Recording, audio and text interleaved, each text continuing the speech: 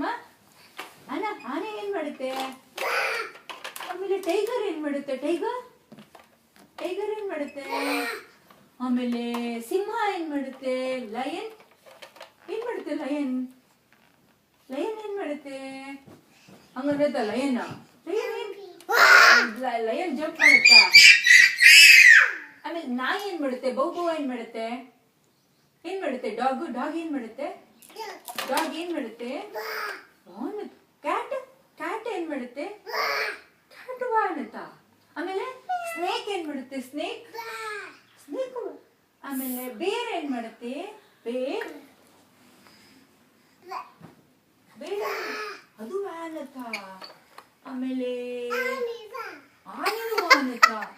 ಎಲ್ಲರೂ ಅನ್ನುತ್ತಾ?